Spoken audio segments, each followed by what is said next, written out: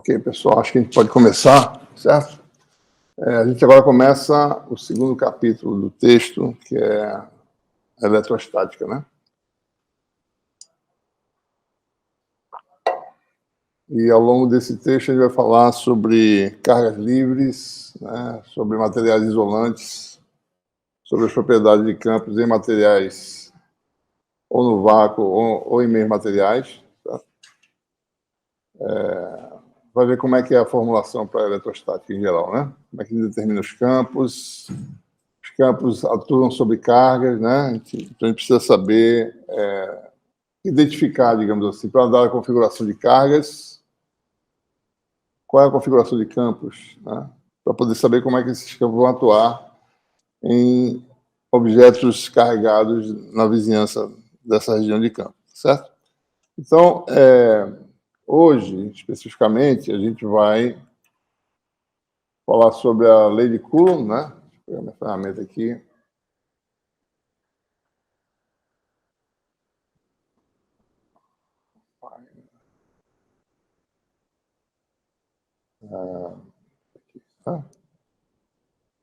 Então, vamos hoje falar sobre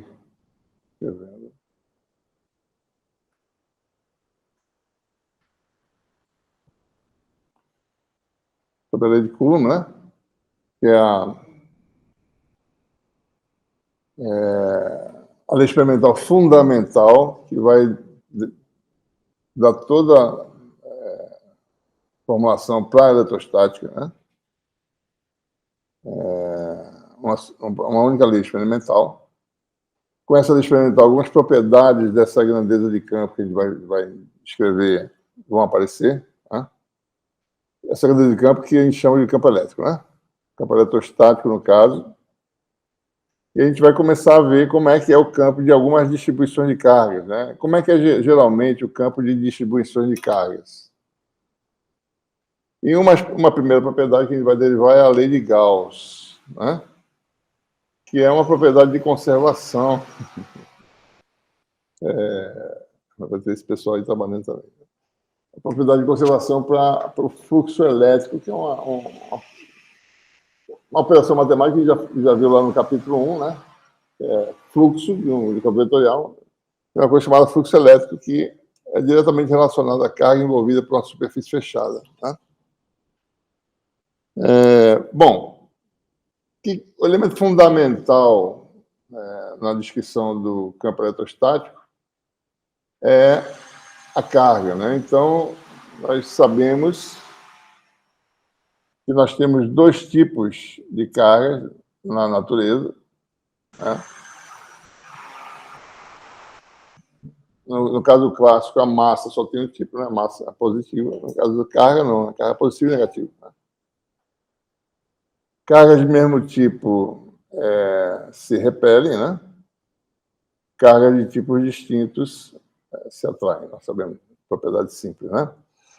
Sabemos também que a carga é quantizada, com o valor mínimo sendo a carga do elétron, né? Vale aproximadamente 1,6 vezes 10 a menos 19 coulombs, que é a unidade de carga no sistema internacional. Tá? Tantos coulombs por segundo, como a gente vai ver depois, dá uma dada corrente elétrica em amperes. Né? Tem um princípio importantíssimo, que é o princípio da conservação da carga, o PCC, tá? Que estabelece que em nenhum sistema isolado a carga total é conservada. Tá? Sistema isolado, só fazer uma ilustração aqui, você tem aí sistema isolado, mas ele não precisa ser isolado à penetração de fótons, luz, ou radiação eletromagnética, certo? Você pode ter um gás aqui dentro, você pode ter íons, cargas positivas e negativas, você pode ter cargas livres positivas aqui dentro, ou você pode ter moléculas neutras, né? E essas moléculas podem ser ionizadas, né? Nesse processo, uma carga positiva, você gera um íon e um íon elétrico, digamos assim, né? Uma ionização desse tipo, mas continua a carga total conservada. Né? A estrela neutra, soma das cargas a zero. Né? Então, o sistema é isolado ao fluxo de material, certo? Mas não precisa ser isolado à penetração ou emissão de radiação eletromagnética. E nós sabemos que pode causar esse processo que eu acabei de falar. Tá? Esse princípio da conservação da carga, ele vai nos dar uma adição nas equações de Maxwell. A gente vai equacionar ele lá no capítulo 4, tá certo? Por enquanto, ele vai só falar a carga total do sistema é conservada, né? Que é o princípio, qualitativamente falando. Depois a gente vai equacionar ele, vai ter uma equação envolvendo os operadores, né, da álgebra vetorial. Prótons e elétrons são representantes de cargas positivas e negativas, né? Tem a mesma magnitude de carga, o elétron se atribui ao elétron a carga negativa. Bom, então, tem esse experimento interessante de Coulomb que desenvolveu essa balança de alta precisão, chamada balança de torção, que permitia medir a força entre objetos carregados. Que tipo de objeto? Bom, é claro que os objetos têm tamanho, tá certo? Né? Pode ter uma forma irregular, talvez. Né? Tem objetos... Se eles estiverem próximos, a interação é complicada, porque depende, se eles estão eletrizados, depende da superfície, como é que é. Agora, se eles estão bem longe, eles se tornam o quê? Quanto mais longe for, tá certo? Que eu estou botando aqui um zoom, né? Eles vão virar o quê? Pontos de carga, tá? Então, a lei de Coulomb ela serve para representar a interação entre pontos de carga, né? Objetos pontiformes. Então, mesmo que você tenha uma esferinha, tá certo? Bota uma distância 10 vezes maior que o raio, você tem mais ou menos chegando no limite, na hipótese, né, de cargas pontiformes. Certo? Então, eu vou ilustrar aqui com esse vídeo que nós temos no nosso site, vou passar aqui para vocês verem mais ou menos como é que é a ilustração, é vídeo em italiano e a gente fez a tradução para português. Certo? Tá aqui, né? Deixa eu botar aqui, tá certo? Isso. Será que não fica muito alto? Não posso baixar aqui. Deixa eu ver aqui. Não está saindo som, né? Não está saindo som daqui. Ou tá? Não, só está sem som nenhum. Mas eu sei o que é. Eu vou voltar aqui. Não é isso, não. É porque eu tenho que tirar o microfone temporariamente. E vamos ver.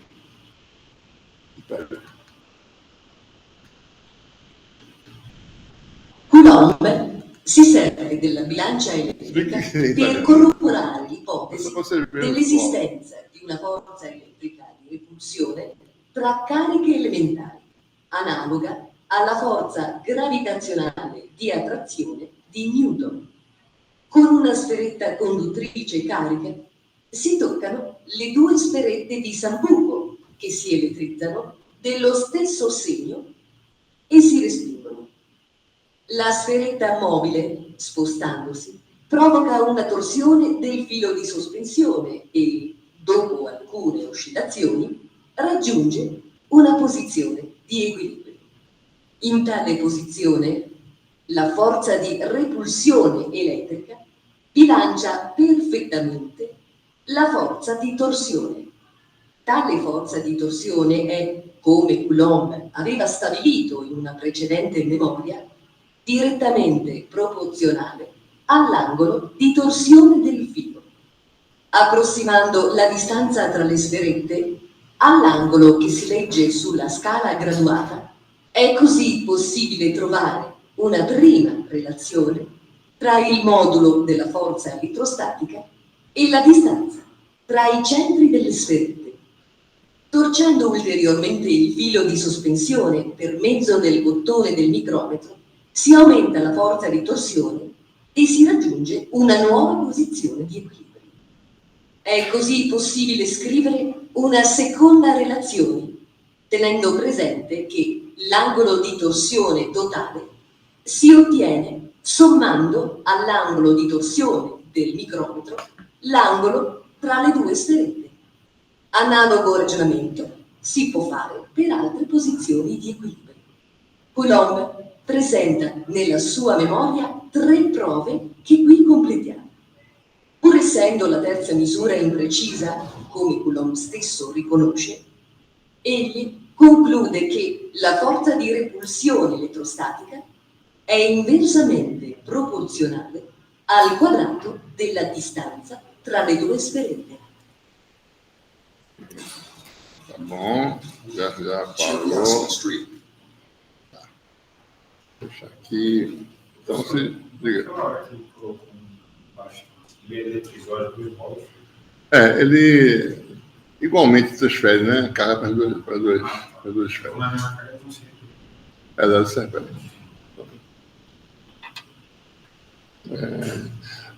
Uma coisa interessante é que esse experimento, até para reproduzir hoje em dia, é difícil, porque essa balança é muito precisa. Essa força de torção é muito pequena, entendeu? Então tem que ser uma coisa de alta precisão. Daí tem até artigo científico em que o autor descreve como fazer experimento e fala a dificuldade que é para fazer. É um negócio muito super engenhoso esse experimento de Coulomb, né? Força magnética é mais intensa, é mais fácil de você detectar. Agora, a força elétrica já é mais difícil, né? Bom, voltando aqui. Então, esses são os princípios, quer dizer, a experiência de Coulomb, o que ela fornece, né? Que a força entre duas partículas separadas de uma certa distância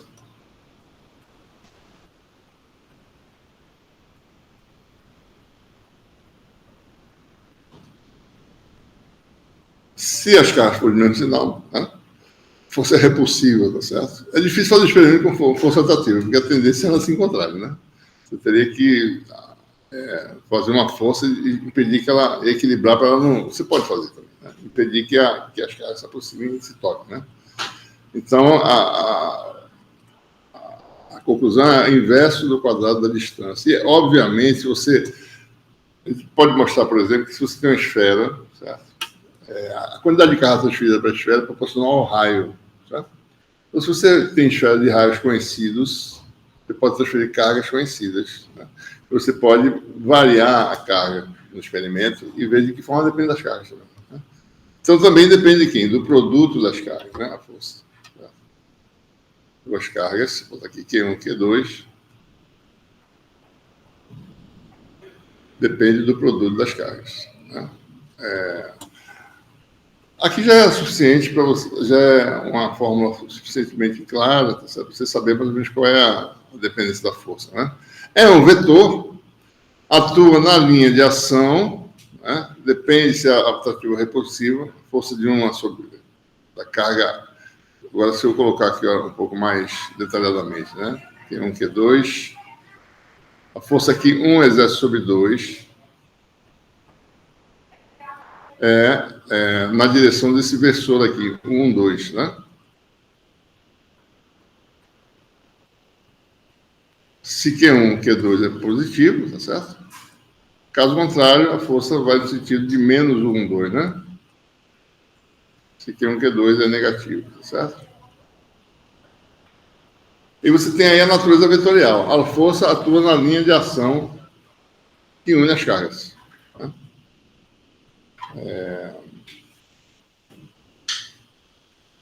E aí se define um sistema de unidade, algum tipo de constante aqui, para estabelecer o sistema de unidade. Nos sistemas de unidades SI, aparece uma constante aqui na frente que vale 9 vezes 10 a nona, que é o K, né, que vocês conhecem, certo?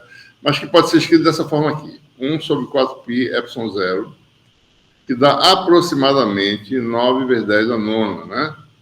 Aí a gente vai ver a unidade, tá certo? Essa unidade aqui, que está escondida, né? Newton, metro quadrado por cômodo quadrado, né? Newton, metro quadrado por cômodo ao quadrado. E esse epsilon 0 é um parâmetro chamado permissividade do vácuo.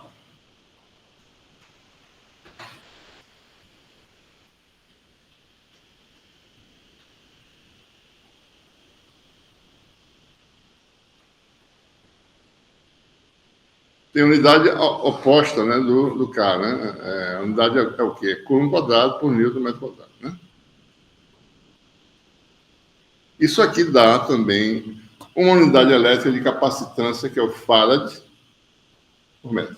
Tá? A gente vai ver como juntar essas unidades aí, certo? Então, epsilon zero é a permissividade do vácuo e vale, se você calcular, né, 8,854 vezes 10 a menos 12, né?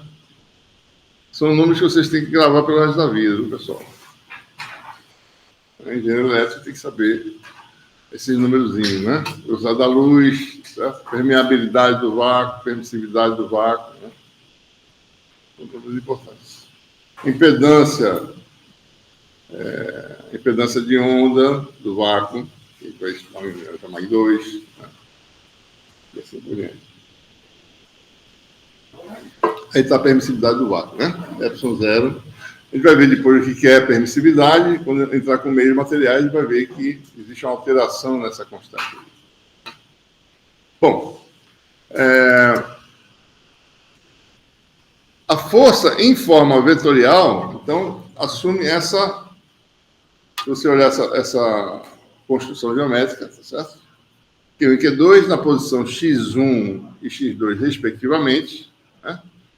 A constante está aqui, produto das cargas, o versor de 1 para 2, né? Que está se afastando de 2 aqui para lá, empurrando 2, se for o caso, se isso aqui for positivo, e a distância, que é o quê?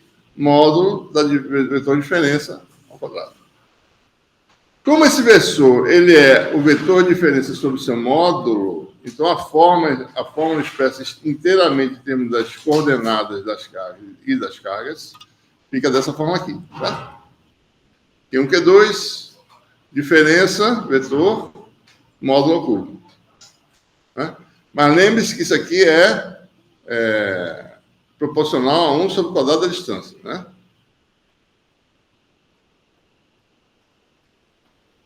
Certo? Isso aqui é o cubo, mas é módulo sobre módulo ao cubo, da módulo ao quadrado embaixo, né? Certo?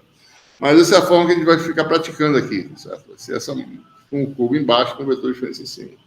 Não vamos ficar usando versor para isso aqui, tá certo? Por quê? Porque essa forma está inteiramente em termos dos parâmetros importantes. Localiza as cargas no espaço, certo? Determina os valores dessas cargas, daí você calcula a força.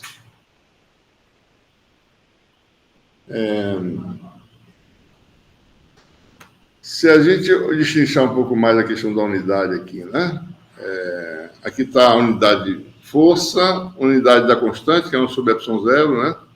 Coulomb quadrado metro quadrado, daí fica epsilon zero, Coulomb quadrado por Newton metro quadrado, como eu falei.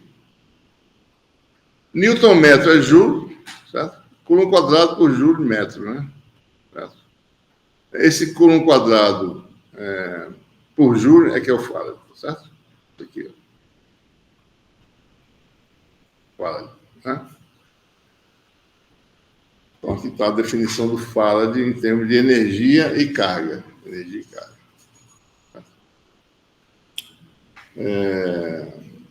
Também, se a gente usar essa aproximação, que 1 sobre 4 pi epsilon zero vale 9 vezes 10 a nona, você pode calcular aqui uma outra forma de expressar aproximadamente o epsilon zero.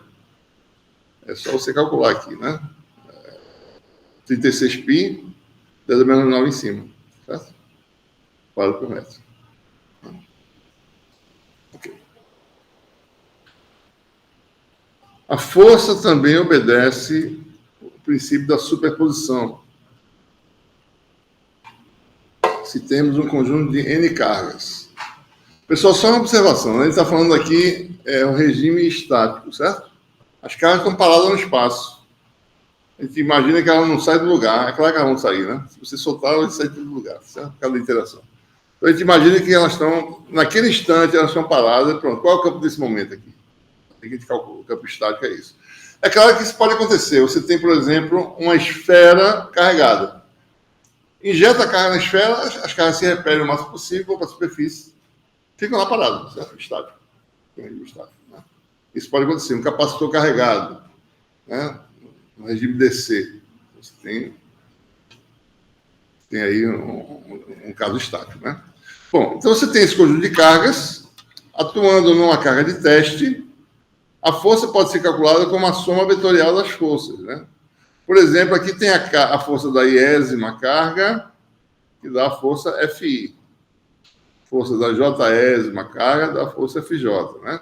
Se você somar nas N cargas, você tem a força do grupo de N cargas sobre a carga de teste, né?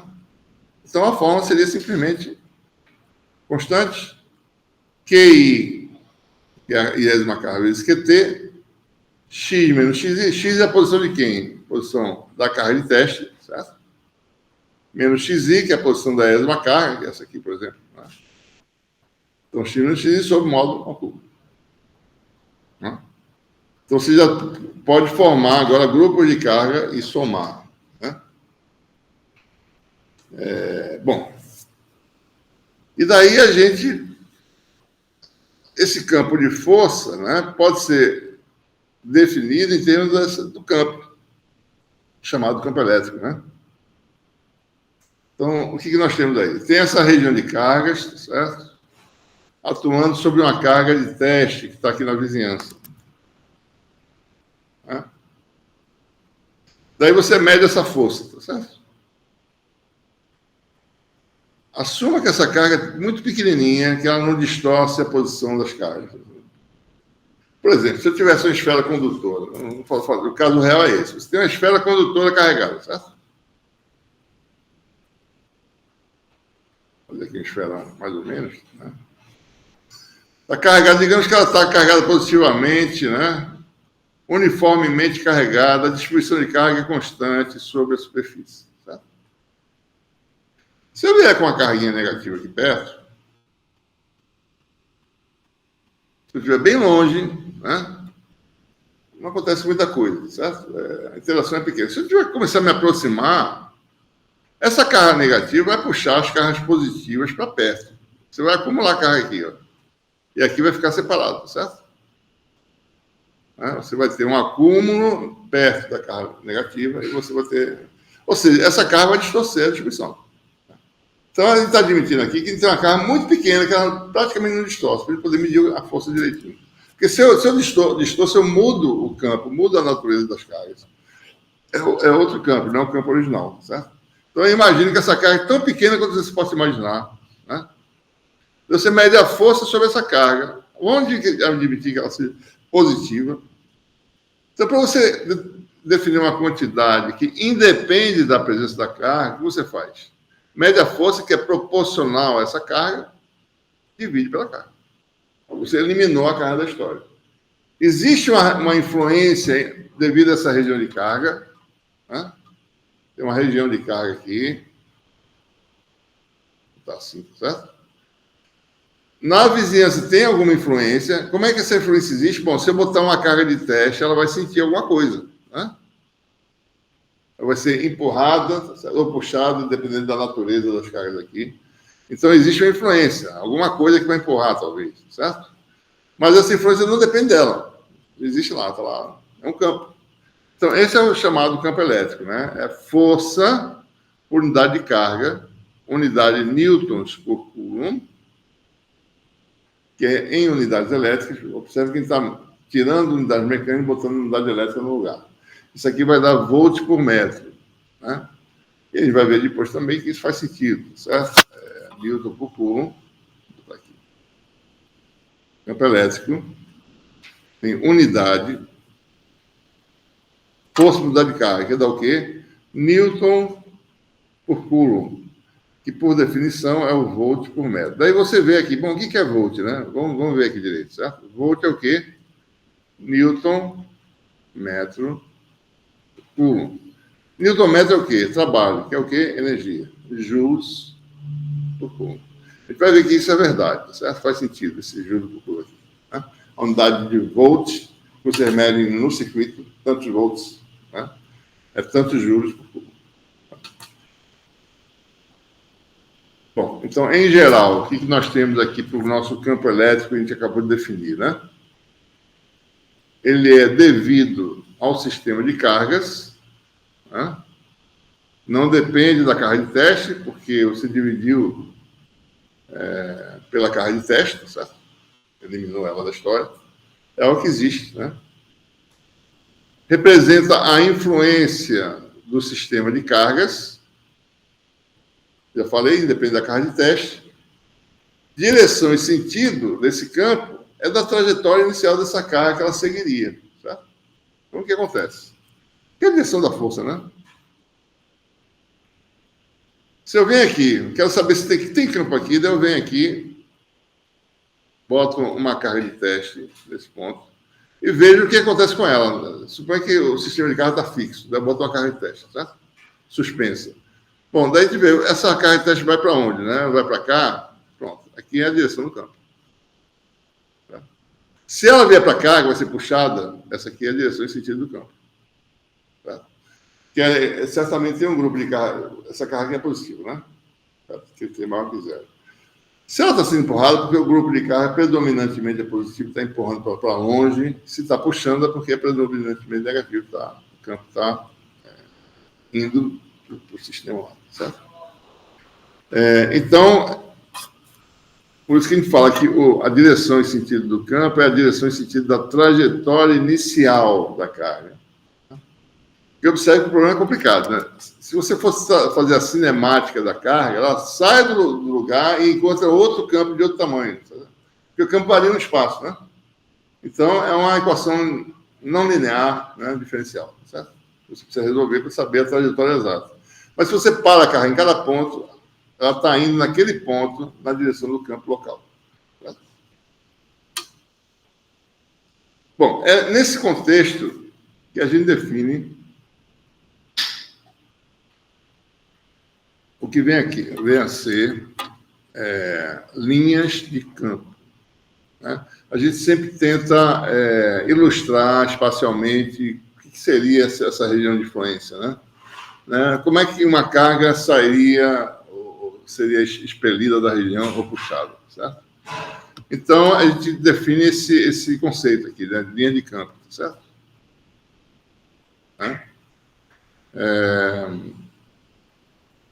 Vamos ver o campo de uma carga putiforme, por exemplo, como é que é, né? Poder entender. Depois você tem uma carga putiforme, vamos calcular o campo, né?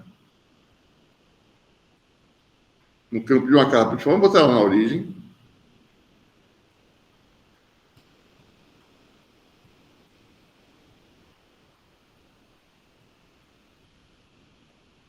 E daí, o que eu faria? Bom, eu pego uma carga de teste aqui. Isso aqui é a carga aqui, tá? É a carga de teste. Vamos botar essa carga a uma distância R da origem, certo? A força, chama de F, é QQT, né? Sobre 4πε0 R2, que é a quadrada da distância. A fórmula é cubo vezes o vetor, né? O vetor de diferença. Certo? Uma posição é a origem, é 0, né? Outra posição é a posição X, que é R. O X aqui, no caso, é RAR, tá certo? Então, teria aqui RAR sobre R3, que dá 1 sobre R2, daí ficaria aqui o quê? AR. Então, a força elétrica é radial, depende do sinal dessa carga, e o campo elétrico é o quê? F sobre QT. Quando eu digo por QT, eu tenho agora o campo elétrico, né? Que depende da carga e está lá na origem. Então, ou seja, uma carga putiforme, o campo varia com o inverso do quadrado da distância da carga ao ponto, né? E é sempre radial, certo? Então, as linhas de campo, se eu colocasse cargas de teste em pontos em torno da carga Q, essas cargas, supondo Q positivo, por exemplo, as cargas sairiam na trajetória radial, né? E nessa carga aqui, por exemplo, certo? Essa aqui também, né? Radial. Então, eu posso... Quanto mais próximo da carga, mais forte é a força. Então, eu teria essas linhas imaginárias que a gente vai aqui traçar, certo? Que são as linhas que seriam as trajetórias, digamos assim, de uma carga de teste Nesse caso, ela sempre vai seguir na mesma linha, porque a força é sempre numa linha, na direção da linha. Certo? Então, se a carga é positiva, que a ilustração que eu vou fazer agora, então você tem o quê? A trajetória seria desse jeito aqui, certo? Se afastando, né?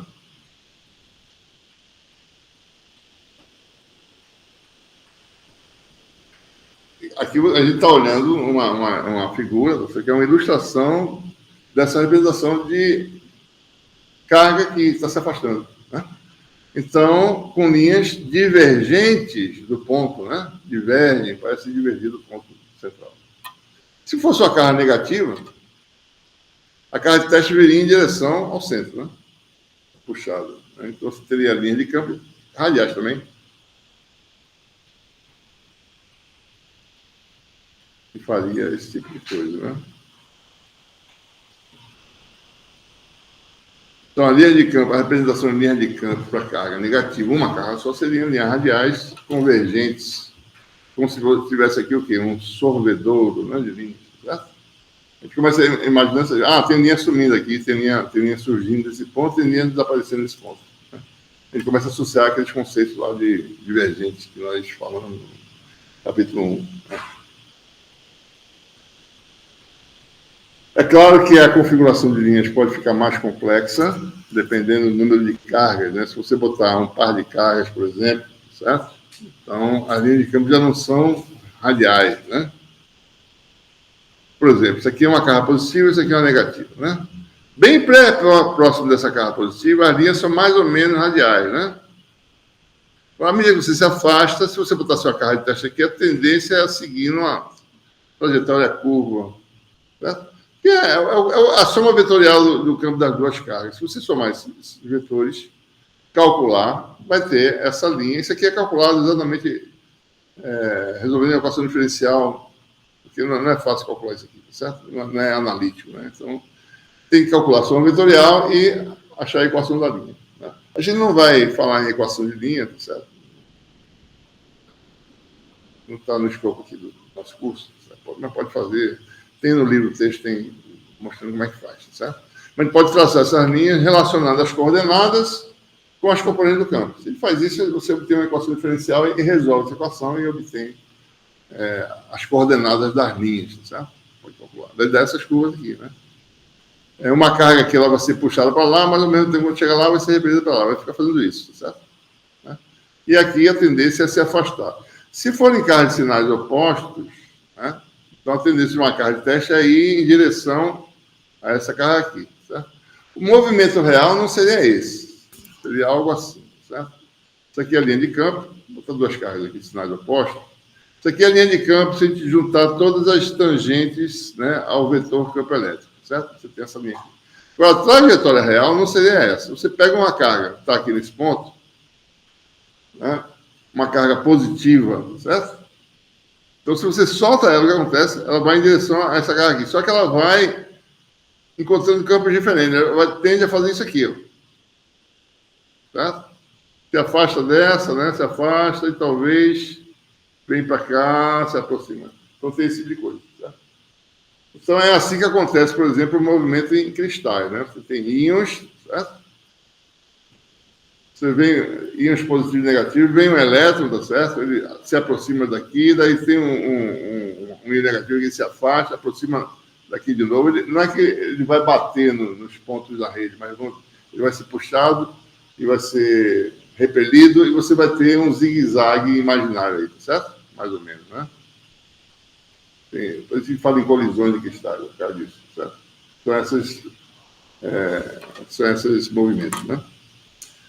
Mas só para falar, linha de campo é uma coisa, trajetória real é outra. Né? Trajetória real depende da função não linear que é o campo elétrico em torno das cargas. Certo? Bom, obviamente, as linhas de campo ficam mais complicadas, né? Isso aqui é a representação 3D, tudo calculado aqui, certo, pessoal? Par de cargas de sinais opostos no espaço 3D, as linhas de campo teriam essa configuração, né? Num tetraedro, né? Você teria aí, isso aqui é carga positiva, carga de mesmo sinal, todas elas, tá? Você pode observar que existe aí uma repulsão entre as linhas, tá? E aí uma carga de sinal oposto, que essa aqui, a linha é puxada para cá, né? Tá? E essa daqui tem o mesmo sinal que a cheira estou se afastando. Tá? Então fica mais complexo. Imagina no cristal, né? Você tem essas... o que um elétron vai fazer com tanto vetor campo elétrico apontando em várias direções, tá certo? Em cada ponto do espaço, né? Então, você vai ter colisões. Né? Isso vai acontecer. Né? Bom.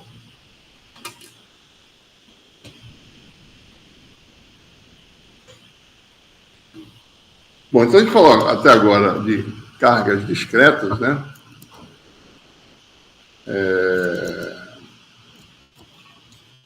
Nós temos agora... a gente vai lidar com objetos macroscópicos, certo?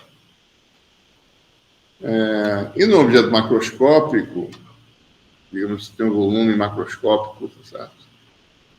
E aqui tem uma carga total Q. Tá? Você vai no elemento de volume matematicamente definido como diferencial. Né? Mas isso quer dizer o quê? Né? Diferencial quer dizer a distância interatômica é da ordem de 3 angstroms, 3 vezes 10 a menos 10 metros. Certo? Se você pegar um volume diferencial de 1 micron, vamos ver só, vamos ver aqui alguns números importantes para a gente ter ideia das coisas, certo? A distância chamada de A interatômica é da ordem de 3 angstroms, que é o quê? 3 nanômetros, 0,3 nanômetros, né?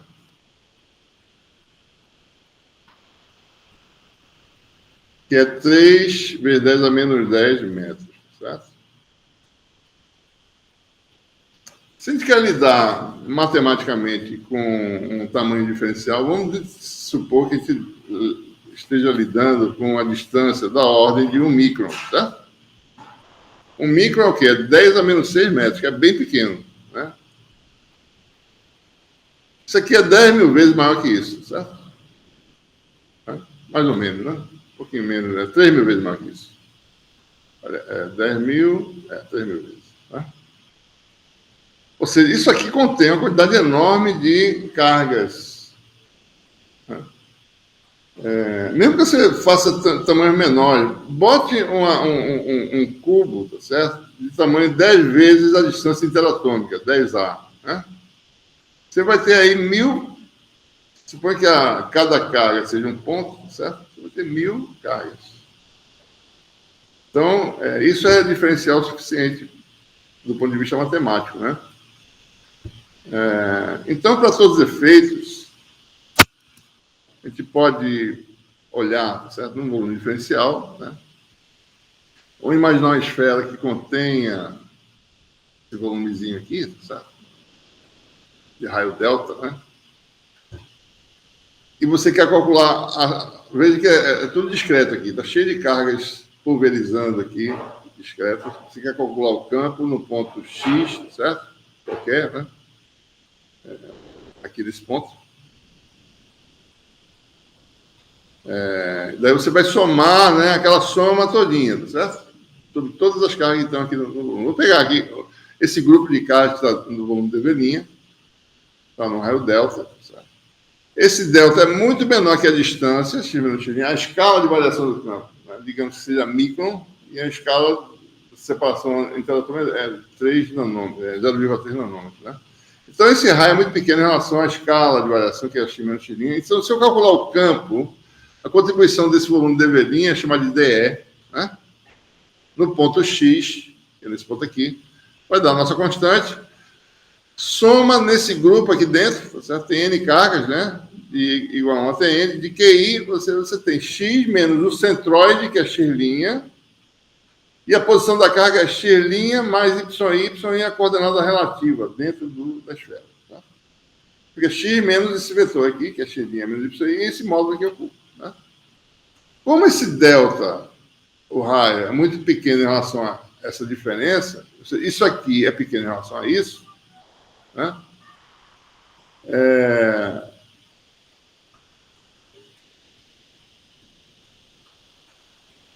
Essa diferença máxima aqui, tá certo? X menos X' menos a maior distância possível dentro daquele volumezinho vai dar X menos X', né? X menos o centro.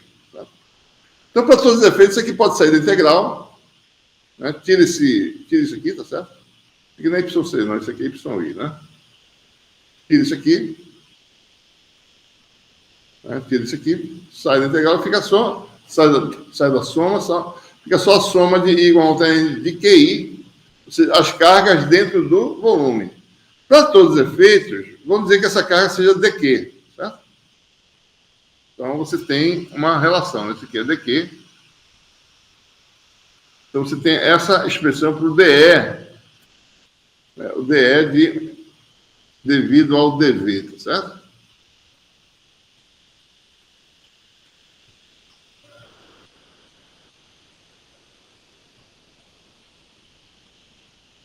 Daí vai ter o X menos X'. Lembrando, X' é X é a posição do campo, onde você mede o campo. X' é o centro do volumezinho diferencial. Tá? E dá X menos X' ao cubo. Tá? Certo? Então, ora, então, para todos os efeitos, você tem aqui o seu volume macroscópico. Aqui é o centroide do volume X', né? O volume é um pontozinho, né? dV', e no ponto X eu estou calculando o campo. Ora, vamos atribuir uma função de densidade que me permita calcular dQ dado dV' e essa função de densidade. Ou seja, se eu definir a densidade de carga, a razão entre dQ e dV, quantidade de carga nesse volume. Dividir por dV'. Por que eu estou chamando de linha, pessoal? Porque isso é uma coisa variável. Esse linha vai aparecer em todo canto. Quantidade variável. dQ dV', certo? Isso aqui está calculado aonde? No centroide, no ponto X'. Tá? Então, se eu parametrizar em relação ao volume, eu vou tirar o dQ e vou botar no lugar o quê? Rho, que é a função dessa coordenada vezes dV'. E daí eu posso somar, né? DE é proporcional a isso aqui, né? Sobre 4π0, tá certo? Ou dV', etc. Então, qual vai ser o campo? O campo no ponto X é a soma, que é uma integral, no caso, né? Porque você tem uma distribuição praticamente contínua.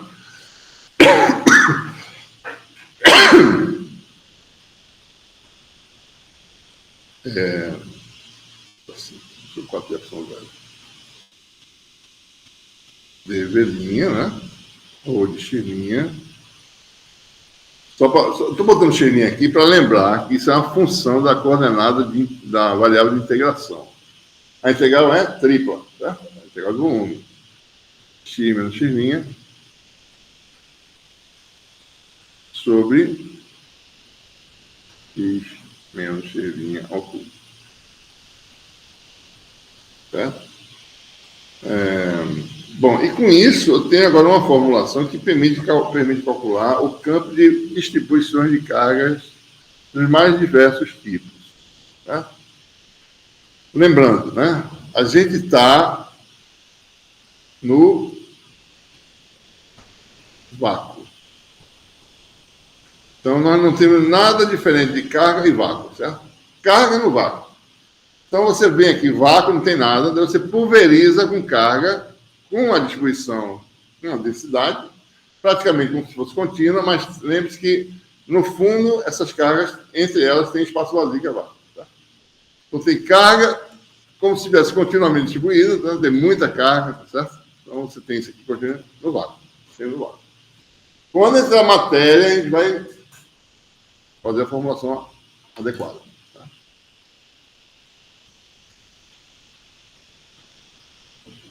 Bom, ora, existem casos particulares em que você pode ter um volume, no caso inicial que nós estamos falando, um volume de carga, né? Cuja densidade é ρ, tá? Mas pode ser que o volume tenha basicamente duas dimensões, né? Uma outra dimensão é uma espessurinha pequena, certo? Uma folha. Então a gente fala em densidade superficial de carga, certo? Elemento de área, densidade, chamada de ρS, de carga superficial. Densidade volumétrica é o quê? É coulomb por metro cúbico, né? Unidade. Essa superficial é a carga total numa área dá tantos coulombs. Então, a densidade de carga superficial é o quê? Coulomb por metro quadrado. Eu posso ter também duas dimensões limitadas, né? Fica basicamente uma dimensão, né? Um tubo aí, bem, uma seção transversal pequena.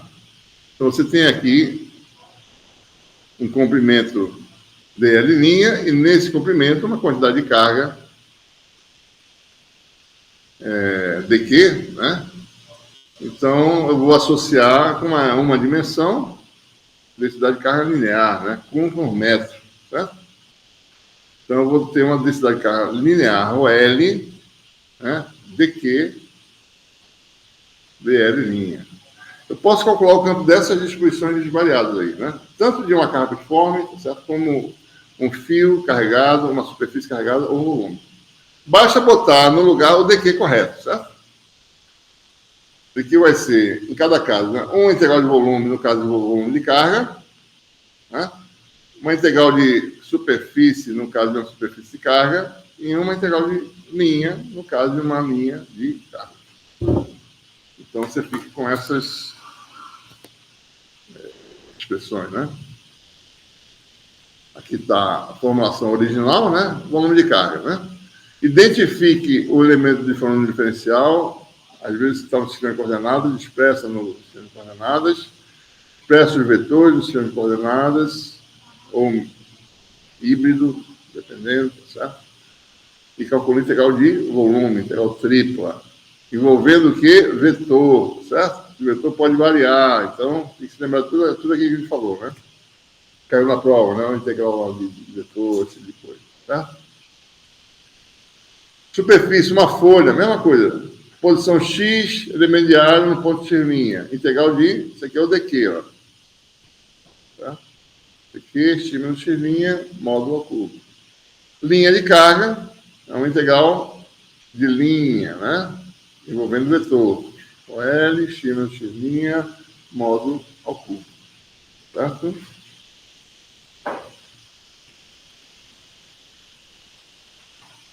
Vamos fazer alguns exemplos aqui, tá? Fazer um exemplo de cálculo de campo.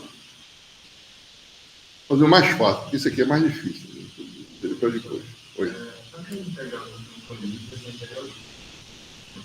Eu não estou representando aqui, eu estou dizendo aqui, ó, integral de volume, não botei aqui, integral de superfície, integral de linha. Aqui eu não estou dizendo, mas se você fosse fazer rigorosamente, tem que fazer integral dupla. Tá? Quando a integral de superfície é dupla, de linha simples, tá certo? E de volume é tripla, né? Bom, como é que a gente calcula, né? Vamos usar uma dessas formas. Depois eu vou fazer o caso do volume. Vou fazer uma linha de carga primeiro, que não está aqui, tá certo? Vou fazer aqui esse exemplo.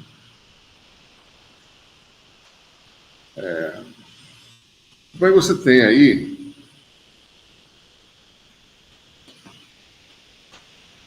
por que a gente resolve esse problema idealizado? Né? Depois você tem um fio irregular, tá certo? Mas você carregou esse fio de alguma forma. Tem uma linha de transmissão aqui fora que está carregada. Né? Tem a distribuição de carga ao longo do fio, do cabo lá. Né? Eu estou botando um fio irregular, né? Você tem um circuito elétrico perto de você no laboratório, ele está lá. Né? Está alimentado, daí por alguma razão ele está carregado, tem uma carga distribuída ao longo do fio. Né? É claro que calcular o campo dessa configuração maluca aqui tem que ser numericamente, não dá para a gente calcular numericamente. Mas eu posso ter uma ideia do campo próximo do fio, tá? Então aqui está, eu estou me aproximando cada vez mais, né? Imagina que eu estou bem próximo, daí você tem praticamente o quê? Uma linha reta. Então, a gente pode fazer um exemplo super idealizado, pega o resultado desse exemplo e vai ter uma ideia como varia o campo próximo de um fio carregado, de qualquer formato, qualquer que seja ele, certo? Desde que a distância seja muito menor que o raio de curvatura local naquele ponto. Você vai ter essa ideia. Né? Se você tiver isso, você tem ideia. Bom, o campo aqui varia com sobre a distância. Você mais ou menos isso. Tá? Então, é isso que a gente quer fazer. Ele vai resolver um problema que permite calcular o campo de qualquer fio, tá certo? Desde que seja bem próximo dele. Né? Linha de transmissão. Eu posso, com esse cálculo que ele vai fazer, falar assim, eu estou perto da linha de transmissão, se eu souber mais ou menos a densidade de carga linear, eu sei o campo sobre mim, tá certo? E qual a distância mínima que eu posso chegar à linha para não ter uma descarga em cima de mim. Né? Eu estou tirando um bastão de ferro, tá certo? Qual a distância mínima que você pode chegar, né? Certo? Você tem ideia aí, mais ou menos. Então, suponho que você tenha esse caso idealizado, porque ele serve para a gente resolver problemas mais reais, né? Eu não posso fazer uma linha aqui, né? Não sei como fazer uma linha. Bom, vamos ver se eu consigo fazer. Isso aqui é outra coisa. Acho que a linha é isso, teoricamente. Vou fazer uma linha fina, tá certo? Vou ver se dá certo aqui. Não sei se... a espessura mínima dessa linha aqui é essa, né? Não dá pra fazer muita... Vamos fazer aqui a mão livre mesmo. Bom, suponho que você tem aqui, vou fazer o campo de um fio reto, certo? E a minha aproximação é que esse fio é muito longo, ou seja, infinito. Tá? Bom, como a gente tem sistema de coordenadas em que o eixo Z é comum ao sistema de coordenadas cilíndricas e ele tem relação com cartesiano e com esférico, eu vou botar o fio no eixo Z. Você bota numa direção e define essa direção como eixo Z. Tá? Tentando fazer o mais reto possível. Então, tem um fio sobre o eixo Z. Vou botar aqui a origem. Se o fio é muito longo, ou seja, infinito, a metade do fio pode ser em qualquer lugar. Né? Vou botar aqui o plano XY, certo? E esse fio aqui, ele tem uma densidade de carga. Vou botar aqui. Vou chamar essa densidade de carga linear, né? OL, chamar de lambda, certo? Então, digamos que esse fio tem uma carga distribuída uniformemente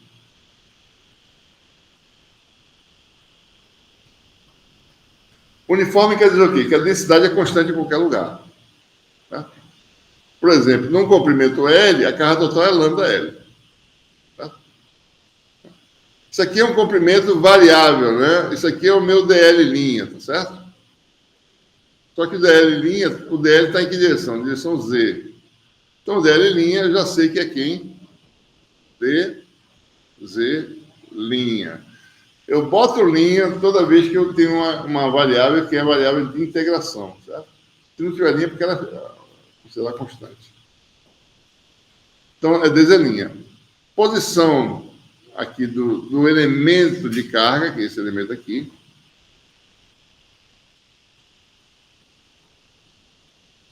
Amarelo. Esse vetor aqui, certo? O vetor aqui está a localização do elemento de carga, né? Que é x', certo? Bom, isso aqui é a coordenada axial, né? Coordenada variável. Que é um vetor x' quem? É z', que é essa coordenada aqui, esse elemento de carga. Então, x'. Então, observe, você precisa definir elementos na integral, né? Quem é x', quem é a densidade de carga, né? Onde é o ponto x? Ainda não falei, certo? Então, x' é quem? Z', a Z. Certo? Quem é o ponto x? Olha, eu defini que eu vou calcular o campo no plano XY, porque o plano XY é qualquer plano que divida ao meio a linha de carga. Como ela é infinita, você pode dividir em qualquer lugar. Então, o x está aqui no plano, certo? Bom, em cilíndricas, quem é o x? Então, a distância da origem, que é em cilíndricas, é R, né? E está na direção do versor a R. Então, temos o x. O outro elemento da integral lá, né?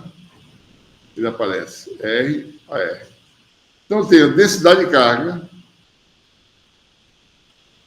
dl' também é outro elemento que eu tenho, que é dz', que é um escalar, viu, pessoal? Tem o vetor x, tem o vetor x', e eu vou somar, né, as cargas sobre toda a linha de carga, desde z' valendo menos infinito até mais infinito. Né?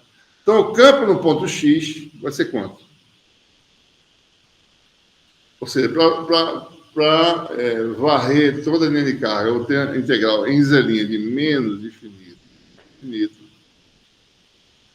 O dq, que é o lambda dz, né? Lambda dz', aqui é o dq, certo?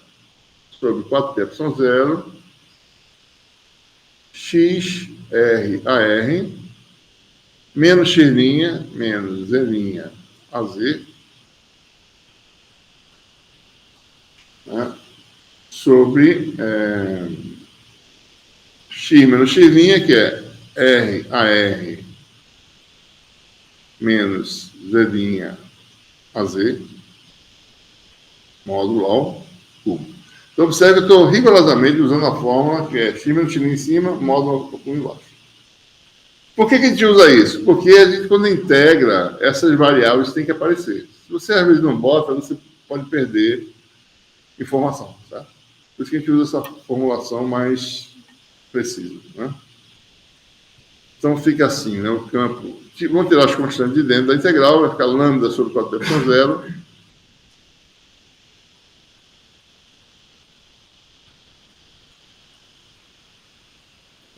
Ó, tá vendo? Sabia que ia fazer isso. Esqueci do microfone de volta, né? Ou seja, o áudio vai ser... Tem um detalhezinho durante... Eu estava preocupado com isso. Botar de volta. Acabei de sair e não botei. Bom, então, integral de menos infinito a mais infinito. Vamos repetir aqui, desde a linha, né?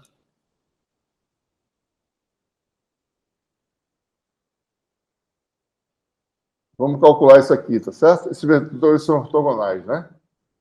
Produz escalar dele com ele mesmo, certo? Dá R2 mais E2, né? Elevado ao meio, elevado ao cubo. Que vai dar R2. Vou botar primeiro Z', porque Z' é variável de integração. R é uma constante, certo? Z2 mais R' ao quadrado elevado a 3. Tá? Temos aqui duas integrais. Precisa identificar nessas integrais quem é variável na integração e quem não é. Tá? R é constante. Está no ponto fixo, certo? A R também, nesse caso, porque não tem φ como variável de integração. Tem um azimuth, certo? Aí está fixo, a R, né? Então, isso aqui é constante, certo? Z' é variável, a Z é constante, né? E aqui, isso aqui não é R', não, né, pessoal? Desculpa aqui, está errado. Está ao contrário. É Z' ao quadrado mais R2.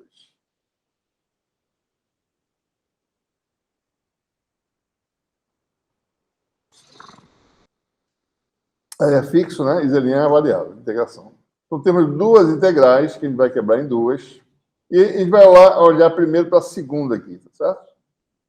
A segunda é uma integral em Z', né? Da forma, o integrando é da forma Z' sobre Z' ao quadrado mais R2, elevado a 3 meios. Tá? Essa função vai para zero, para z tendendo infinito, tá certo? Essa aqui cresce indefinidamente, né? Mas só que cresce mais devagar do que essa. Tá? Então, isso aqui, como todo, vai para zero no infinito. Na origem, isso aqui dá zero. Para z positivo, isso aqui é positivo. Para z negativo, isso aqui é negativo. Então, se você fosse fazer um gráfico dessa função, daria algo assim, né?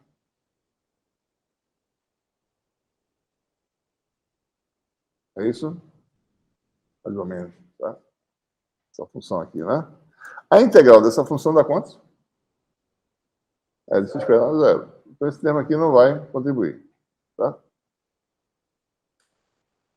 Daí sobra a integral dessa função aqui de baixo. Tá?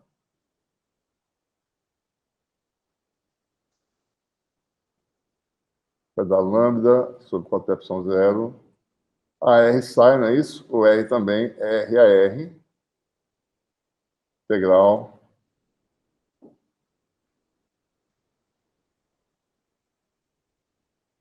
Z' ao quadrado mais R2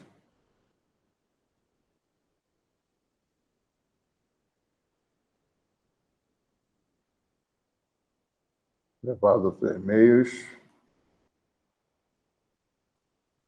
Daí você faz a famosa substituição aqui, né? Essa integral é a integral daquelas funções trigonométricas, né? Você pode fazer aqui aquela substituição Z' é igual a R tangente de um ângulo, tá certo? Z' tendendo a infinito. Tangente de alfa vai para infinito, que dá alfa igual a π sobre 2. E se Z' tende a menos infinito, alfa tende para menos π sobre 2. Ele vai mudar esse limite de integração para a variável alfa. E você fica com Z' ao quadrado mais R2, que é o que você tem aqui embaixo, né? Vai dar 1 mais tangente ao quadrado vezes R2, 1 mais tangente ao quadrado secante ao quadrado, vai dar R2 secante ao quadrado de alfa. Você vai pegar agora e levar a 3 meios, né? Tem uma raiz quadrada aqui e ao cubo, certo? R positivo vai dar R3. Aí a gente tem que tomar cuidado com tirar a raiz quadrada aqui, né? Por causa do sinal, tá certo? Mas só que a secante é positiva nesse limite aqui, certo? Então você pode tirar a raiz quadrada sem problema. Secante ao cubo, né? Secante ao quadrado raiz vezes da secante ao cubo. Né? E o D', por sua vez, é o quê? R derivada da tangente, que é a secante ao quadrado. Né? De alfa. Então, ficou a integral de menos π sobre 2, de secante ao quadrado sobre secante ao cubo, 1 sobre R2, com R dá 1 sobre R, tá certo? Integral de 1 sobre secante é a integral do cosseno, que dá seno de menos π sobre 2 vai dar 2. Tá? Então, o resultado aqui vai dar o quê? O campo vai dar... Aqui uma expressão que já é conhecida, né? O campo de uma linha de carga. O 2, que eu sou 4π dá 2π. R3 com R dá 1 sobre R2, com R dá 1 sobre R. Daqui, esse é o resultado final. Tá?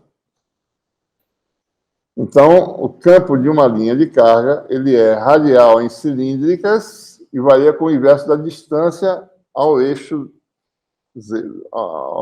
do fio, digamos assim, né? Ele não varia com o inverso quadrado da distância, porque não é uma carga pontiforme. São várias cargas formando um fio muito longo, né? Então, se você olhar de cima, as linhas de campo de um fio, olhando assim, né? São linhas radiais também, né? Tá? Só que isso aqui é o versor em cilíndrica, a R de cilíndricas. Tá? Tá? E a dependência é com 1 sobre a distância. Então, um fio qualquer irregular, se estiver bem pertinho, você sabe que o campo vai variar com sobre a distância. O campo dessa linha de transmissão, para a gente aqui no chão, é mais ou menos sobre a distância. Tem que saber mais ou menos a magnitude da densidade de carga para saber quão forte é o campo. Aí você vai aquela constante de ruptura, né? Rigidez elétrica, e ver, tá certo? Qual é o campo máximo, né? Para ver se você não vai levar uma descarga, tá certo? Quando estiver passando perto de uma linha de transmissão. Tá? Deixa eu ver aqui.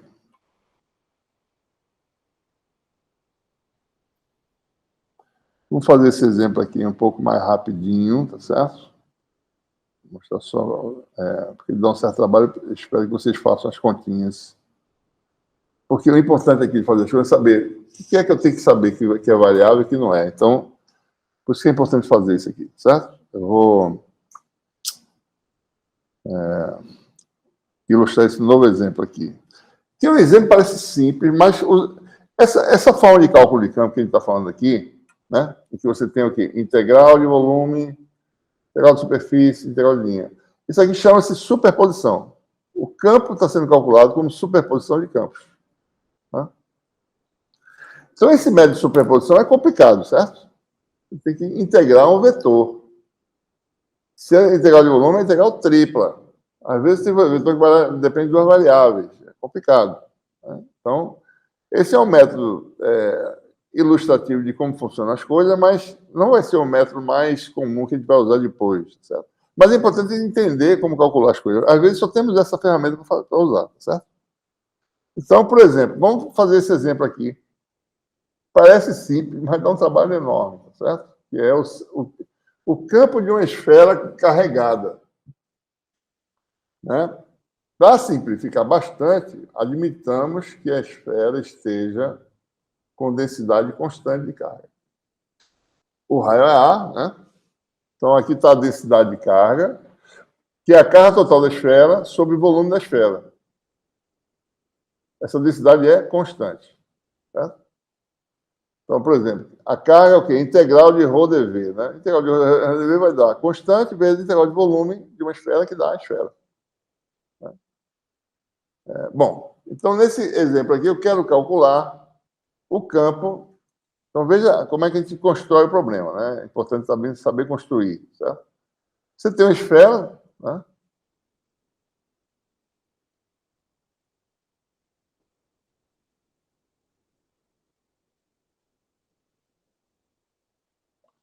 Tem esfera, né?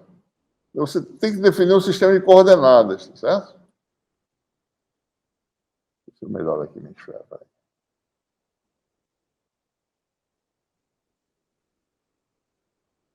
Isso, certo? A origem, a forma mais fácil é o quê? No centro da esfera, né? Eu boto o sistema XYZ.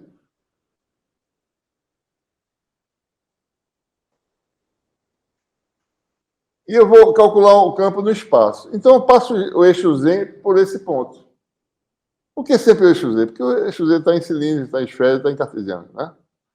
Sempre tem o ângulo polar em relação ao eixo Z, certo? O eixo Z é uma das coordenadas cilíndricas também, né? Então, aí, bom, vamos passar o eixo Z pelo ponto, certo? Se o ponto estivesse aqui, eu fazia o meu eixo Z fazer isso. Fazer o sistema de coordenadas X, Y, Z. Eu passaria por ele. Porque fica mais fácil, certo? As coisas vão ficar mais fáceis. Um ponto no espaço, né? Variável, vai estar desviado do eixo Z, que é um ângulo polar, certo? Então, para todos os efeitos, eu vou calcular o campo num ponto de coordenadas 0, 0, Z.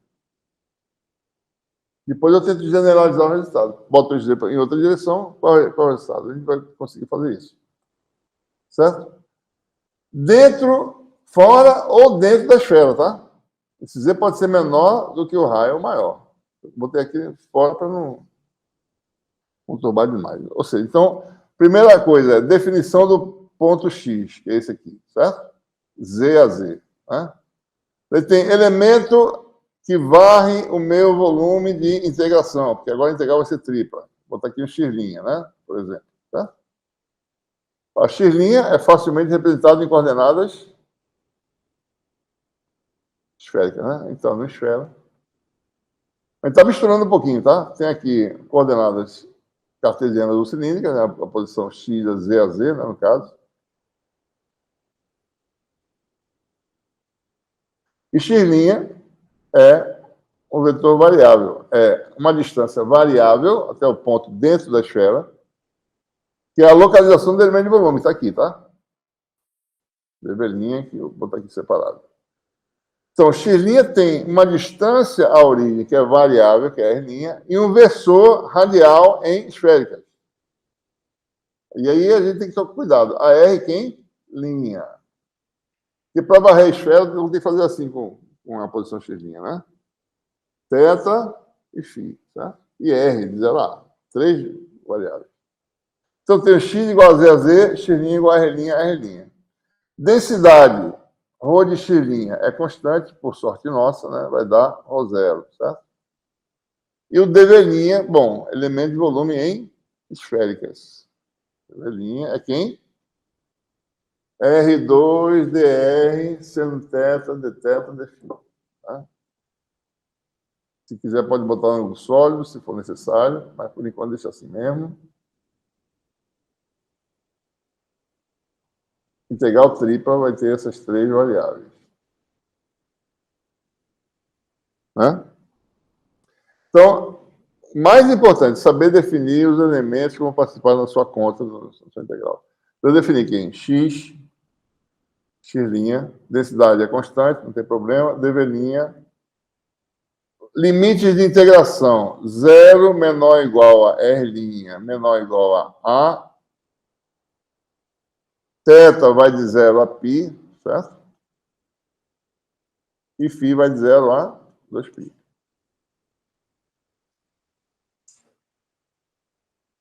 Né? Então, está tudo razoavelmente definido. Vamos agora ver como é que faz o cálculo aqui, certo? Bom, aqui está a expressão por campo no eixo Z, né? Densidade, 4πε0, elemento de volume, x menos x', né? Aí você tem aqui x menos x' módulo ao cubo.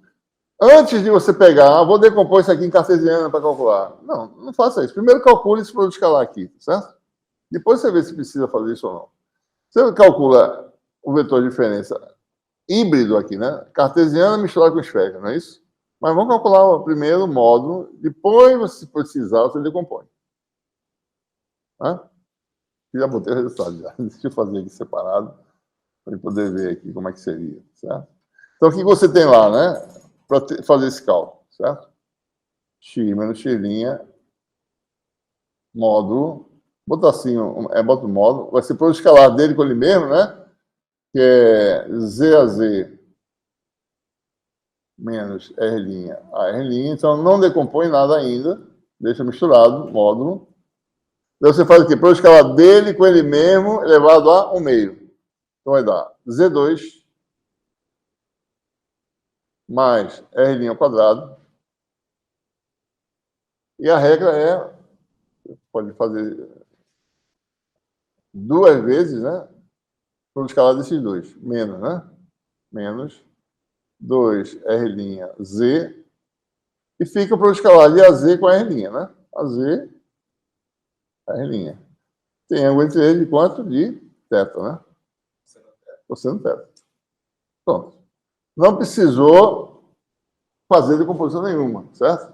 Fica uma coordenada híbrida aqui, mas ela é constante. Ela está fixa. Variáveis aqui, ó, R2, 2R' cosseno θ'. Vamos montar a integral aqui só para a gente ver, né, que tipo de coisa que vai surgir, tá certo?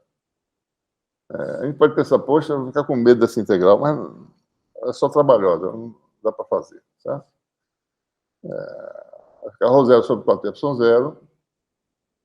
Deixa eu botar aqui a integral tripla numa ordem conveniente, tá certo? Observe, isso aqui não depende do ângulo φ, né? Certo? Depende de R e de θ. Então, eu vou botar a primeira integral em φ, que vai ser mais fácil de fazer, certo? Então, vai integrar no final em R, vai dar R' ao quadrado dr'. A integral em θ, de 0 a π, seno θ', né? Todo mundo não depende de φ aqui, tá certo? Essa quantidade aqui não depende de φ. Eu vou deixar aqui para não botar isso aqui tudo, tá certo? Isso aqui é a expressão. Vou botar aqui, ó, x menos x' ao cubo. Isso aqui, na realidade, está errado, é 1/2, né? Ao cubo vai dar 3/2. Então, deixa assim por enquanto, certo? E nós sabemos que isso aqui não depende de φ. Né? E tem uma última integral, que é a integral de 0 a 2π, que a gente tem que tomar mais cuidado, que é x menos x'. Menos R' a R'. Aqui as coisas podem depender de φ ou não, né? Vamos ver aqui. Dφ', certo? Duas integrais de vetores. Essa integral aqui não depende de φ. Isso aqui vai dar 2πz, né? A z. Certo? Esse vetor depende de φ, certo? Daí você vai falar, bom, como é que eu faço a integral em φ aqui? Bom, o AR linha, você pode decompor em cilíndricas, né? Só você imaginar, né? Projeta no plano, dá o AR linha de cilíndrica. Na direção Z dá o AZ, certo? E se você projetar assim, vai dar seno, né? Seno, teta linha, AR linha. E assim vai dar cosseno, certo? AZ.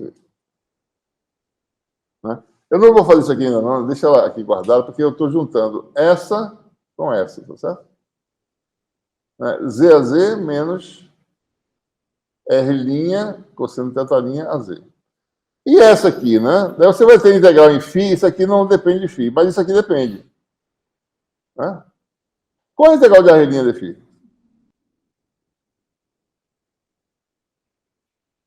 O R', vocês podem usar a integração, mas lembre-se que a R' depende de cosseno de seno, né?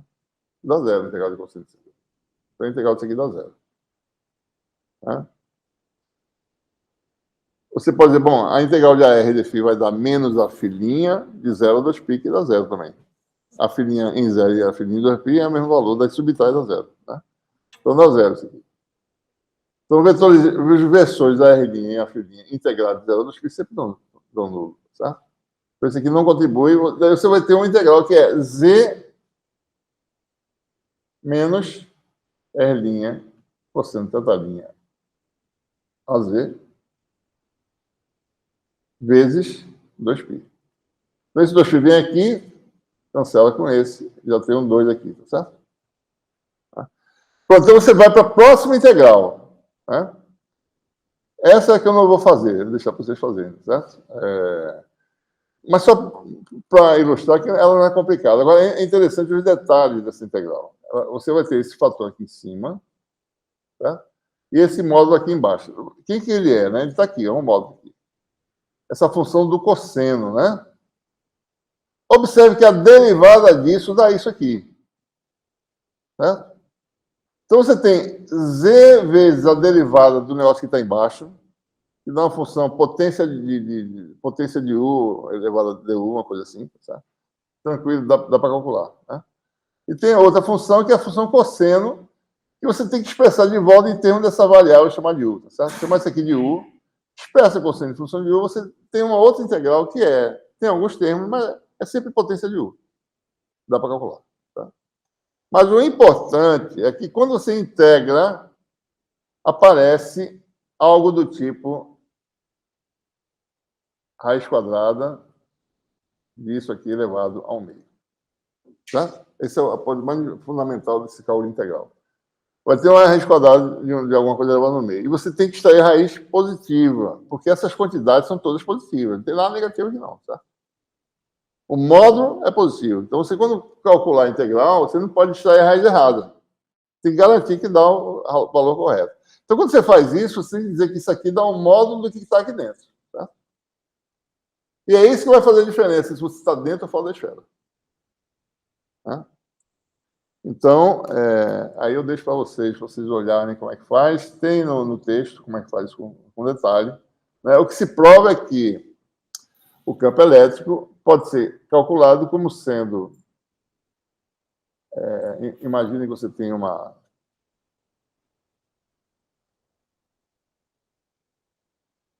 esfera, né?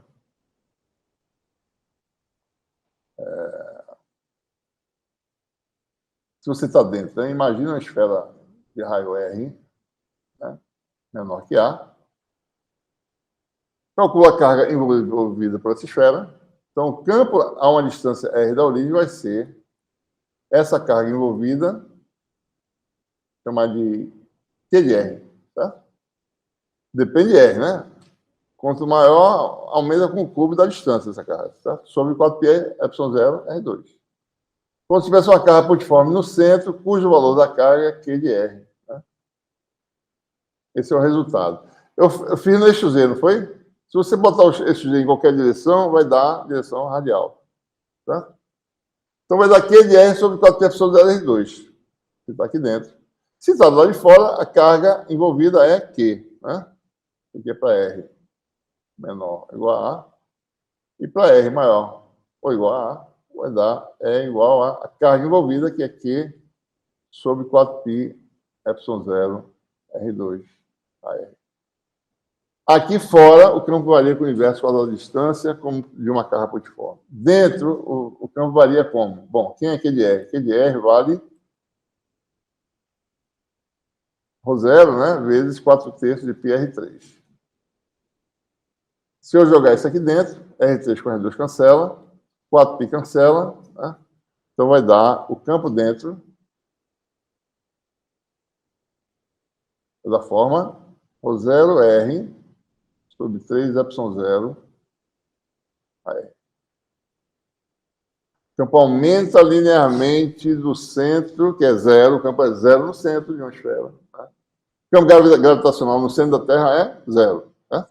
Vai aumentando até a superfície. Depois que saiu da superfície, cai com o inverso quadrado da distância. Mesma coisa. Tá? Então, aumenta radialmente. Quando chega do lado de fora, já pegou toda a carga possível, vai cair com o inverso quadrado da distância. Tá? Então, você tem esse resultado aí. Certo? Esse gráfico aí, né? Campo radial atinge o máximo, né? ρ0R, que é R igual a A sobre 3ε0. Observem que isso aqui vai dar, né, na superfície da esfera da carga, que é ρ0 4/3 de πa3 sobre 4πε0 R2, né? Então, vai ficar ρ0 A3, mas R igual a A, né? ρ0 A3 sobre A2 dá ρ0 A sobre 3ε0, que é o valor máximo, né, do campo, tá certo? Chegou no máximo, daí cai com o inverso quadrado da distância. Ou seja, esse é um exemplo, a gente, usando lei de Gauss, que a gente vai falar já aqui, tá certo? A gente calcularia esse campo de forma muito mais simples, né? Não daria esse trabalho enorme que dá. Mas só para mostrar, em alguns casos você não tem simetria para poder usar a lei de Gauss nem nada. Você vai ter que calcular na cacetada mesmo, né? Superposição, certo? Bom.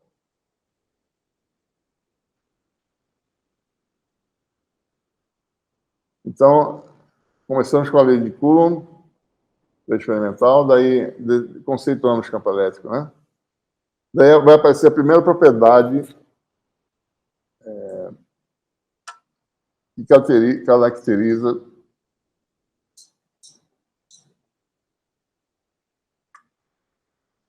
essa função, né? Ou seja, o campo elétrico de uma carga pontiforme varia com o inverso da quadrada da distância e é radial. Então, essas duas propriedades vão dar informações sobre o comportamento desses campos, a natureza vetorial mesmo. Tá? Vamos definir no vácuo, por enquanto, esse vetorzinho aqui. O vetor de deslocamento elétrico, também chamado o vetor densidade de fluxo elétrico. No vácuo, por enquanto, é simplesmente uma réplica do campo elétrico, né? É ε0E. Tá?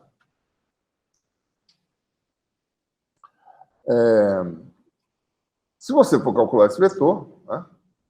Por exemplo, uma carga pontiforme, quem é o D? Só para ter uma ideia aqui. Ó. Então, eu defini aqui o D, por definição, é ε0E. No vácuo, a gente vai ver que a definição é mais geral em qualquer meio material. No vácuo, D, por enquanto, é um caso particular, ε0E. Qual a unidade de D? Bom, vamos ver para uma carga pontiforme. Quem é o D de uma carga pontiforme? É só você tirar o ε0, certo? Q sobre 4πr2, né? AR. Qual é a unidade de D? É Coulomb por metro quadrado. Densidade superficial de carga, certo? Ou carga por unidade de área. Tá? Bom, então, a gente define esse vetor e já tem alguma coisa aqui que a gente vai tentar ver por que dá isso, né? Bom, a gente define, tá certo, uma quantidade chamada fluxo elétrico. Né? Nosso vetor definido há pouco é chamado vetor densidade de fluxo, é porque você pode calcular fluxo desse vetor, certo? Então, se você calcula o fluxo desse vetor, dá fluxo elétrico. É densidade de fluxo, calculando o fluxo, dá fluxo elétrico. Então, se você tem um conjunto de cargas aqui, tá certo? Produzindo efeito elétrico, produz um campo E que tem uma réplica dele, que é o D, que é a epsilon zero. Se você calcular o fluxo através da superfície, você teria algo desse tipo aqui, certo? Né? Fluxo elétrico é o quê? É a integral da projeção de D na direção normal, né? Vezes a área, né? D escalar D sigma. Numa área aberta, você tem tantos coulombs, porque é coulomb metro quadrado vezes área, vai dar tantos coulombs que fluem através dessa área.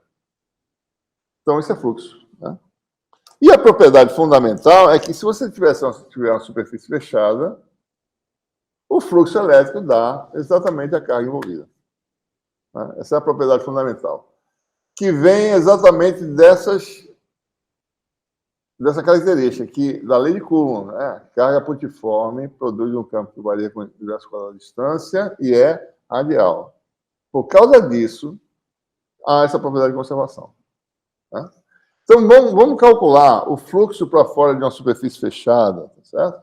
Comecemos com uma carga. Né? Vamos calcular essa quantidade, o fluxo líquido para o exterior de uma superfície fechada. Né? Então, quanto é que vale esse fluxo? Né?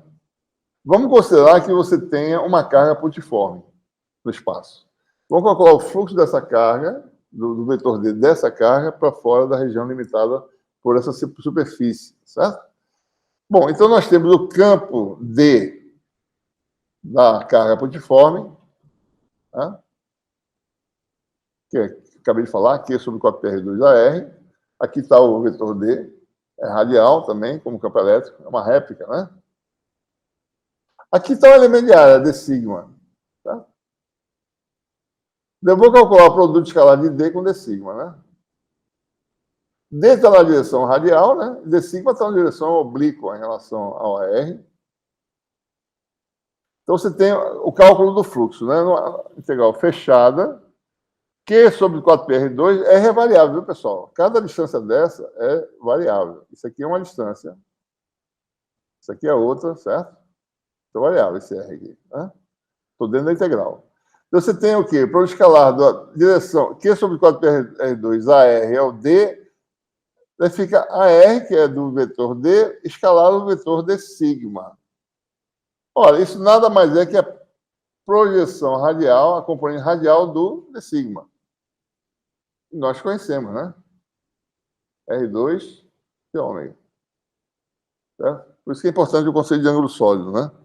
Ora, então, a componente radial do sigma, do D sigma, aliás, tem três componentes, né? A radial, que é o que nós precisamos, é R2 vezes D ômega. Então, se você calcular D escalar D sigma, que é um integrando, né? Vai dar Q sobre 4π0 R2 de ômega. Então, observe, embora R seja variável, mas tem um cancelamento aqui perfeito, né? Foi embora a parte variável. Ficou diferencial de ângulo sólido. Então, você tem uma figura fechada, e você está calculando o fluxo do vetor para o exterior, né?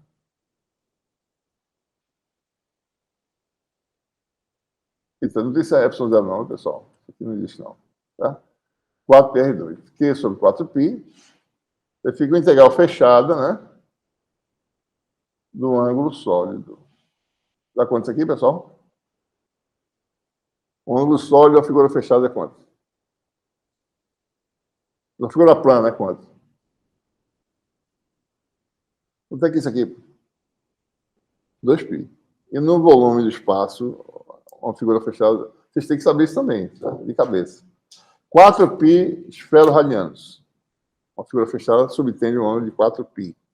Tá? Então, tem que lembrar disso aí. 4π, que cancela perfeitamente esse 4π aqui. Dá o quê? Fluxo igual a carga que está dentro, em qualquer local do volume, certo? Onde tiver. Não depende, porque aquele R cancelou. Essa variável. Então, para uma carga, o fluxo dá Q. Se você tiver a carga... Bom, se não tiver carga, o fluxo dá zero, né? A carga envolvida dá zero. Mas se você tiver a carga fora, né, a gente pode calcular também, certo? O fluxo através da superfície fechada em que a carga está fora da superfície, da região. Tá? Você subdivide em duas partes aqui, uma parte em que o d sigma e o D formam um ângulo menor que π sobre 2, e na outra metade, o ângulo entre D e D sigma é maior que π sobre 2. Para escalar aqui é sempre positivo, tá certo? Aqui é sempre negativo. Isso aqui subtende o mesmo ângulo sólido, ômega máximo. Né? Porque o que vai dar, no fundo, é tanto ângulo sólido sobre 4π, é uma fração. Tá? Nessa metade dá o ângulo sólido, ômega máximo sobre 4π, nessa metade dá menos ômega máximo sobre 4π. Cancela. Então, fora, se a carga estiver fora, de fato, o fluxo elétrico dá zero, né? Bom, e se você tiver várias cargas discretas, o que acontece?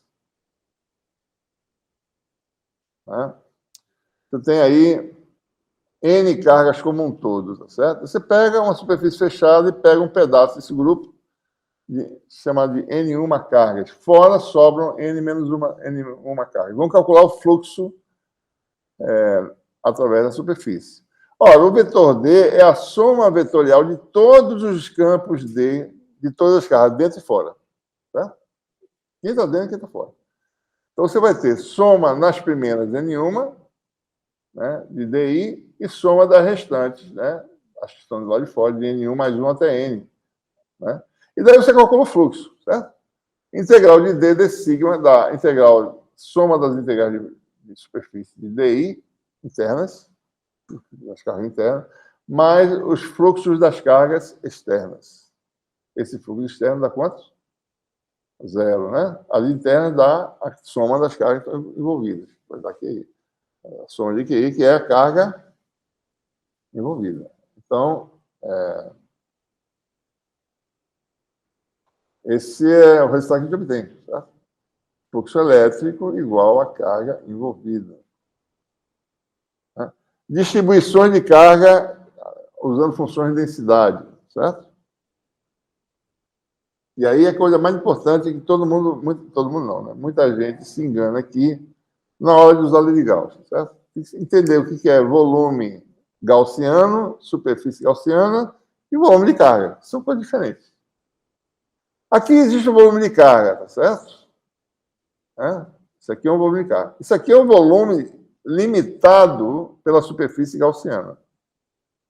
A lei de Gauss vai dizer que o fluxo elétrico através dessa superfície aqui é a carga envolvida por ela, certo? A carga envolvida pela superfície é a carga contida no volume limitado por sigma. Tá? Então, a lei de Gauss vai dizer que essa mesma consequência. O fluxo elétrico para fora desse sigma é a carga contida nesse volume V, certo? Que volume V? Bom, esse volume todinho aqui. Só que dá zero aqui o resultado. E vai dar uma interseção aqui com a superfície de carga. Quando eu calculo essa integral aqui, vai dar zero em todo canto, certo? E vai sobrar uma interseçãozinha embaixo. Então, vai dar, na prática, esse resultado. Mas a integral é sempre o volume V, é aquele limitado por sigma. A lei é essa, certo? Fluxo elétrico, através de sigma, posterior, é igual a carga contida no volume limitado por sigma. Tá? Então, essa é a lei de Gauss, agora, para um volume de carga. Né? E aí, o que acontece? Se tiver superfície, bom, vamos ver aqui. Superfície de carga, como é que fica? Aqui está o volume de integração. Né? Fluxo elétrico através da superfície é igual a integral de volume da densidade de carga. Vai dar zero em todo canto. Vai ter uma superfície dentro do volume, um pedaço, superfície de interseção. Vai dar essa integral de superfície de ρS de sigma nessa superfície de interseção. Certo?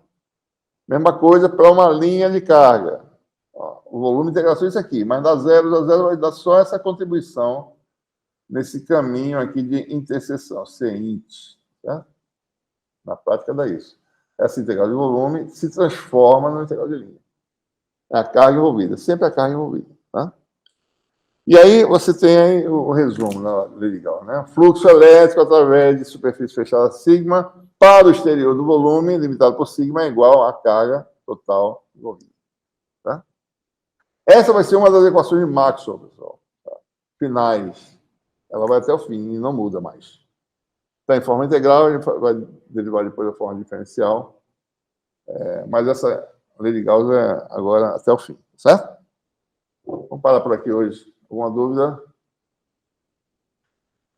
Então, tá bom. O D, o vetor de densidade de fluxo, ele é simplesmente, por enquanto, ele é uma definição para simplificar, para tirar o epsilon da história, certo? Ele tem significado físico, né? Ele é uma réplica do campo elétrico, por enquanto, no vácuo, né? Não vai ser sempre assim, certo? Mas ele aqui é uma réplica do campo elétrico e ele permite calcular essa quantidade chamada fluxo elétrico.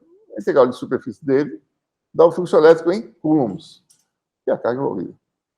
Então, ele tem essa interpretação. Ele é como se fosse um campo elétrico, uma réplica, certo? Só uma constante.